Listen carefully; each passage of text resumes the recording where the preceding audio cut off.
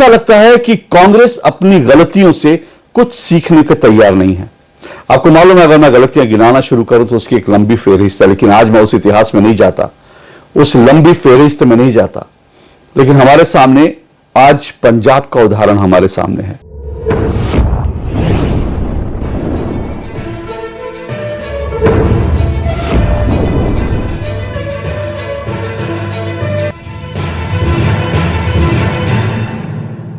हम अक्सर देखते हैं कि जब एक इंसान गलती करता है तो उसकी गलती की सजा पूरे परिवार को भुगतनी पड़ती है।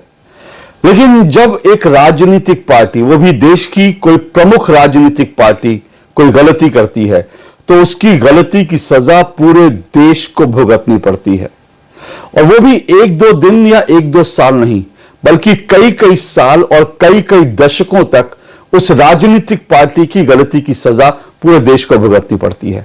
ऐसी कई गलतियों की सजा ये पूरा देश यानी हिंदुस्तान, भारत, हम पहले ही ऐसी बहुत सारी गलतियों की सजा भुगत रहे हैं। लेकिन ऐसा लगता है कि कांग्रेस अपनी गलतियों से कुछ सीखने को तैयार नहीं है। आपको मालूम है, अगर मैं गलतियां गिनाना शुरू करूं तो उसकी एक लंबी फेहरिस्त है, लेकिन आज मैं उस इतिहास में नहीं जाता, उस लंबी फेहरिस्त में नहीं जाता। लेकिन हमारे सामने आज पंजाब का उदाहरण हमारे सामने है। पंजाब में जिस तरह से भिंडरवाले को इंदिरा गांधी ने खड़ा किया, सिर्फ इसलिए ताकि अकालियों की राजनीति को खत्म कर दे। एक मोहरे के रूप में कांग्रेस पार्टी ने, इंदिरा गांधी ने भिंडरवाला को खड़ा किया, और भिंडरवाला को खड़ा करने की सजा न सिर्फ इंदिरा गांधी को जान देकर चुकानी पड़ी, बल्कि पूरे भारत को चुकानी पड़ी, पूरे भारत को आतंकवाद के रूप में चुकानी पड़ी। और वो भारत आज भी चुका रहा है, उस गलती की सजा भारत आज भी भुगत रहा है। लेकिन ऐसा लगता है कि कांग्रेस अपनी गलतियों से कुछ सीखने के लिए तैयार ही नहीं। जिस तरह से कांग्रेस के एक बड़े नेता, पंजाब के पूर्व मुख्यमंत्री चन्नी ने जिस तरह से संसद के अंदर खड़े होकर एक खालिस्तानी अमृतपाल का खुलेआम समर्थन कर दिया, उससे ऐसा लग रहा है कि कांग्रेस एक और भिंडरवाला को आज पैदा करना चाहती है, अपने राजनीतिक फायदे के लिए एक और भिंडरवाला को खड़ा करना चाहती है। चरणजीत सिंह चन्नी को तो आप जानते हैं, वो इस वक्त कांग्रेस के सांसद हैं और पंजाब के मुख्यमंत्री रहे। और वो पंजाब के मुख्यमंत्री ऐसे टाइम में थे जब पंजाब में बहुत कुछ गड़बड़ हो रही थी, ऐसे टाइम में थे। और जब प्रधानमंत्री नरेंद्र मोदी पंजाब गए थे और जब उनकी सुरक्षा पर इतना बड़ा खतरा आ गया था, पंजाब सरकार की, पंजाब पुलिस की लापरवाही की वजह से जब प्रधानमंत्री की जान पर इतना बड़ा खतरा बनाया था, उस वक्त चन्नी ही पंजाब के मुख्यमंत्री थे। और जब उनसे ये पूछा गया तो उन्होंने कहा क्या हो गया, कोई गोली थोड़ी चली है। यानी इतने हल्के में उन्होंने प्रधानमंत्री की सुरक्षा को लिया था। और ये वही चन्नी है जब पुंछ के अंदर, चुनाव के बीच जब पुंछ के अंदर पाकिस्तान ने आतंकी हमला किया तो चन्नी ने कहा ये आतंकी हमला कुछ नहीं है, तो चुनावी स्टंट है। यानी एक तरह से चन्नी ने पाकिस्तान को और आईएसआई को आतंकी हमले के लिए करने के बाद क्लीन चिट दे दी। खैर, ये तो कांग्रेस का इतिहास रहा है। मुंबई के आतंकी हमले से लेकर आप जैसे तमाम आतंकी हमले देख लो, उसमें कांग्रेस का लगभग इसी तरह की इतिहास रहा है। लेकिन चन्नी को आप जानते हैं, अब अमृतपाल सिंह को भी आप जानते ही होंगे। अमृतपाल सिंह कहने के लिए तो इस वक्त वो सांसद है इस देश का, और खडूर साहब जो लोकसभा कॉन्स्टिट्यूएंसी है वहां से जीता हुआ है। जीतने के बाद उसने शपथ जरूर ले लिया, लेकिन इस वक्त वो नॉर्थ ईस्ट में असम की जेल में बंद है। और इसलिए बंद है क्योंकि उसके ऊपर एनएसए लगा हुआ है। दरअसल ये जो अमृतपाल सिंह है उसके ऊपर कई तरह के आरोप है। उसने न सिर्फ पंजाब में पुलिस के ऊपर हमला किया, पंजाब में लोगों को भड़काकर वहां पर जो है सरकारी प्रतिष्ठानों पर हमला किया, बल्कि सबसे बड़ी बात यह है कि ये जो अमृतपाल सिंह है ये खुलेआम खालिस्तान की वकालत करता है। ये खुलेआम भारत को टुकड़े करने की बात करता है। ये कहता है कि भारत को टुकड़े करने होंगे, और ये कहता है कि भारत के टुकड़ा करके खालिस्तान बनाना चाहिए और खालिस्तान एक अलग देश बनना चाहिए। इसकी वो खुलेआम वकालत करता है। अब ऐसे व्यक्ति जो एनएसए के तहत जेल में बंद है, ऐसा व्यक्ति जो भारत के टुकड़े टुकड़े करने की बात करता है, ऐसा व्यक्ति जिसके बारे में ये जानकारी जो अब तक मिली है वो ये है कि ये आईएसआई ने इसको यहां प्लांट किया है। इसको दुबई से सीधा, इसको दुबई में काम करता था, लेकिन दुबई से आईएसआई जो पाकिस्तान की खुफिया एजेंसी है उसने यहां प्लांट किया ताकि पाकिस्तान का जो K2 जो प्रोग्राम है, K1 कश्मीर है और K2 खालिस्तान है, खालिस्तान। तो पाकिस्तान का जो K2 प्रोग्राम है, यानी भारत में लगभग आग जलाए रखने का पाकिस्तान का जो षड्यंत्र है, उसके तहत इसको यहां पर प्लांट किया गया पाकिस्तान की खुफिया एजेंसी ने। अब ऐसा व्यक्ति जब खुलेआम इस तरह की हथियार लेकर घूम रहा था और भारत के टुकड़े करने की बात कर रहा था, पंजाब पुलिस पर जब इसने हमला किया, तो इसको एनएसए के तहत गिरफ्तार किया गया और ये जेल के अंदर बंद है कि ठीक है ये चुनाव जीत गया। और ऐसा नहीं है कि ये बड़े मार्जिन से, जैसे चन्नी ने कहा कि 20 लाख लोगों का प्रतिनिधित्व करता है ये, इसकी आवाज दबाई जा रही है। सोचिए मतलब चन्नी क्या कह रहे हैं। पहली बात तो 20 लाख लोगों का प्रतिनिधित्व नहीं करता। ये जो खडूर साहिब लोकसभा सीट है इसमें टोटल कुल मिलाकर वोटर 20 लाख थे, जिसमें इसको 4 लाख वोट मिले। यानी कि अगर कुल मिलाकर देखें, मैं कांग्रेस के हिसाब से ही कह रहा हूं, कांग्रेस का जो गणित है उसके हिसाब से ही कह रहा हूं, क्योंकि कांग्रेस कहती है ना नरेंद्र मोदी को तो सिर्फ 35% वोट मिले हैं, बाकी 65% जो है भारत के नागरिकों नरेंद्र मोदी के खिलाफ हैं। तो मैं कांग्रेस की उसी थ्योरी के आधार पर आपको बता रहा हूं कि ये जो अमृतपाल सिंह है इसको 20 लाख लोगों ने वोट नहीं दिया जैसा चन्नी कह रहे हैं, इसको सिर्फ और सिर्फ कुल मिलाकर देखें तो 4 लाख लोगों ने वोट दिया।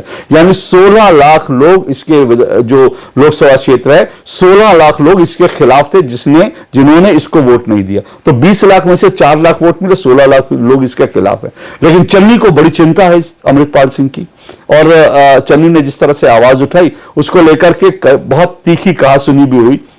रवनीत बिट्टू जो बीजेपी के सांसद है, पहले कांग्रेस में थे, उनके साथ बड़ी तीखी नोकझोंक हुई। बिट्टू जी, आपके पिताजी शहीद हुए थे, माननीय सदस्य, लेकिन मैं आपको कह दूं वो उस दिन नहीं मरे थे, वो उस दिन मरे जिस दिन आपने कांग्रेस को छोड़ा। मेरे दादाजी सरदार बेअंत सिंह जी, उन्होंने कुर्बानी देश के लिए दी, कांग्रेस के लिए नहीं दी, देश के लिए दी।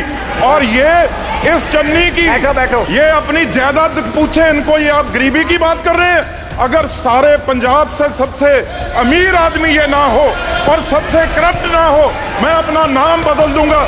हजारों करोड़ का मालिक ये चरणजीत चन्नी है। और ये गोरा किसको कह रहे हैं? माननीय सदस्य सोनिया गांधी जी, वो कहाँ के हैं ये पहले बताएं भाई। सोनिया गांधी जी कहाँ के हैं? ये सबसे मीटू में, ये सारे केसों में ये सबसे करप्ट है। लेकिन बड़ी बात क्या है, जब ये इस वक्त ये जब पूरा भाषण चन्नी दे रहे थे और चन्नी जब अमृतपाल सिंह की शान में जो है वो कसीदे पढ़ रहे थे, उस वक्त राहुल गांधी भी संसद के अंदर बैठे हुए थे। सोचिए, तो क्या ये पूरा कांग्रेस का डिजाइन था, ये समझना जरूरी है। ये बता दूं कि अब जो है जयराम रमेश, देर रात को उनका एक ट्वीट आ चुका है और जयराम रमेश ने ट्वीट करके ये कहा कि जो चन्नी ने कहा है ये उनकी अपनी राय है, कांग्रेस का इससे कोई इत्तेफाक नहीं है। लेकिन अब इसमें दो बातें हैं। एक तो यह है कि इतने घंटे तक ये बयान का कोई क्यों खंडन नहीं आया। पूरे मीडिया में ये बात हो रही थी, बीजेपी लगातार हमलावर थी और लगातार लोग सवाल उठा रहे थे कि आखिर ऐसे कैसे खालिस्तानी का कांग्रेस समर्थन कर सकती है। लेकिन कांग्रेस की ओर से पूरी तरह से चुप्पी थी। देर रात जयराम रमेश का एक ट्वीट आ गया कि हम समर्थन नहीं करते, और जयराम रमेश के ऐसे कई ट्वीट हैं, वो हर बार कभी दिग्विजय सिंह को, कभी इसको, मनीष तिवारी को, कभी इसको, कभी उसको, कभी जो है सैम पित्रोदा के बयान आते हैं तो कांग्रेस जो है चुप रहती है, सिर्फ देखती है, जैसे पानी में पत्थर मारते हैं ना और उसके बाद देखते हैं कि क्या है। तो कांग्रेस रिएक्शन देखती है और उसके बाद जब लगता है कि ये थोड़ा सा अब जो है उसका नुकसान हो सकता है तो कांग्रेस तुरंत कहती है कि ये तो निजी बयान था, हमारा इससे कोई लेना देना नहीं है। तो इस तरह से कांग्रेस ने इस पूरे मामले में भी डबल राजनीति खेली। लेकिन जो राजनीतिक विश्लेषक है उनका साफ तौर पर मानना है कि कांग्रेस ये एक बहुत खतरनाक खेल खेल रही है।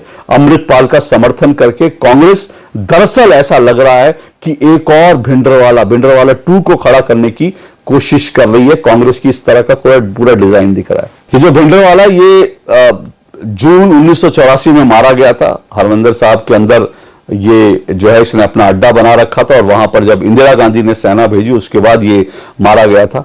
और इसके बाद बहुत सारी कहानियां, उन कहानियों पे किसी और दिन बात करेंगे। लेकिन भिंडरवाला के मरने के बाद, भिंडरवाला के मारे जाने के बाद उसका बदला लेने के लिए ही जो इंदिरा गांधी के बॉडीगार्ड से उन्होंने इंदिरा गांधी की हत्या कर दी थी। और इसको लेकर के आप सोचिए कि इंदिरा गांधी की हत्या जो है वो भिंडरवाला के समर्थकों ने की थी, जिस भिंडरवाला को कांग्रेस पार्टी ने खुद खड़ा किया था। इसीलिए भस्मासुर की कहानी हम सब जानते हैं। तो जिस भिंडरवाला को कांग्रेस ने, इंदिरा गांधी ने खड़ा किया था अकालियों को खत्म करने के लिए, उन्होंने ही इंदिरा गांधी को खत्म कर दिया। तो इस तरह की जो है चीज इंदिरा गांधी के साथ हुई। लेकिन इंदिरा गांधी को जिन खालिस्तानियों की वजह से, जिन खालिस्तानियों ने इंदिरा गांधी की हत्या करी, आज कांग्रेस उनके समर्थन में खड़ी हो गई। ये बात समझ से परे है। क्या कांग्रेस क्या करना चाह रही है समझना मुश्किल है। लेकिन क्या कांग्रेस दरअसल, कुछ लोग ऐसा कह रहे हैं कि दरअसल पंजाब के अंदर एक रेडिकलाइज काफी हो चुका है। पंजाब के अंदर पिछले कुछ समय में जिस तरह की घटनाएं हुई वो आपने देखा होगा, किस तरह से हिंदू नेताओं को सरेआम जो उनकी हत्या की गई, किस तरह से तलवारें ले लेकर हमला किया गया, ये सब चीजें आप देख रहे हैं।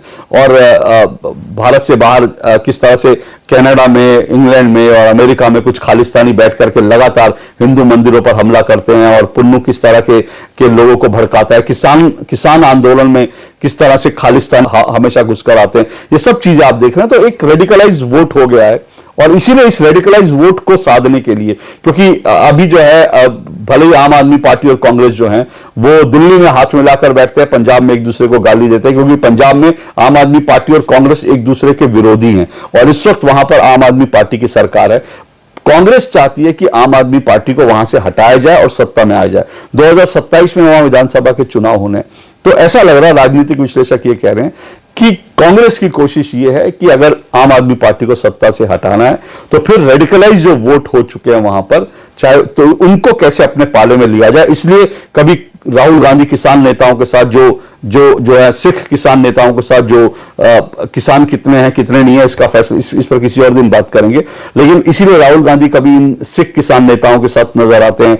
वो कर्नाटक में जो 1200 किसान मर जाते हैं उनके बारे में चिंता नहीं करते, इन सिख किसान नेताओं के साथ नजर आते हैं, क्योंकि उनको लगता है इससे पंजाब में उनको फायदा होगा। इसी तरह से जो है अब अमृतपाल सिंह का समर्थन कांग्रेस कर रही है, क्योंकि उससे लगता है कि जो रेडिकलाइज वोट है, क्योंकि अमृतपाल सिंह के पास जो है रेडिकलाइज वोट थे, तभी तो अमृतपाल सिंह वहां से चुनाव जीत गया ना। तो इसको लेकर उसको लगता है कि जो है कांग्रेस को लगता है इन रेडिकलाइज वोट को अगर हम अपने साथ कर लेंगे तो फिर हमें अगली बार आम आदमी पार्टी को हरा के पंजाब में एक बार फिर से कुर्सी हथियाने में मदद मिलेगी। अब ये खतरा क्या है? खतरा यह है कि ये सब चीजें आम आदमी पार्टी पहले कर चुकी है। आम आदमी पार्टी ने खालिस्तानियों के साथ, खालिस्तान समर्थकों के साथ एक क्लोज अपना रिश्ता बना लिया था, और इसीलिए जो कैप्टन अमरिंदर सिंह थे उनकी सरकार को जाना पड़ा।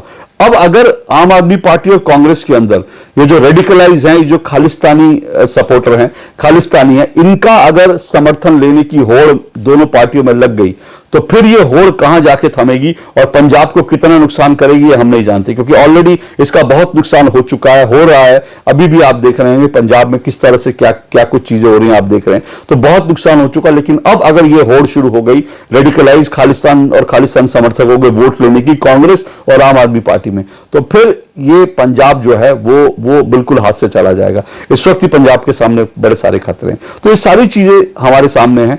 कांग्रेस और राहुल गांधी इस पूरे मसले पर जिस तरह से खामोश रहे, राहुल गांधी के सामने सारी चीजें हो गई, और राहुल गांधी की दादी को जबकि इन खालिस्तानियों ने मारा था, उसके बावजूद जो है खालिस्तान को लेकर के और अमृतपाल सिंह के समर्थक में चन्नी बोलते रहे राहुल गांधी के सामने, राहुल गांधी खामोश है। ये अपने आप में एक बहुत खतरनाक ट्रेंड है, और इस तरह का ट्रेंड जो है पंजाब को बहुत नुकसान पहुंचाएगा, पंजाब को नुकसान पहुंचाएगा, देश को नुकसान पहुंचाएगा। और अल्टीमेटली यही कहूंगा कि कांग्रेस जो राजनीति कर रही है, ये राजनीति खेल रही है, ये वो आग से खेलने का काम कर रही है, और इस आग से खेलने के चक्कर में बहुत सारे घर और जल जाएंगे। इससे पहले पंजाब में और देश भर में बहुत सारे घरों में पंजाब के आतंकवाद के कारण जो है वो जल चुके हैं। अब एक बार फिर कांग्रेस ऐसी भूल कर रही है, एक बार फिर कांग्रेस ऐसी जो है बेवकूफ़ी कर रही है, ये देश के लिए बहुत नुकसानदायक होगा। आज के लिए इतना ही, नमस्कार।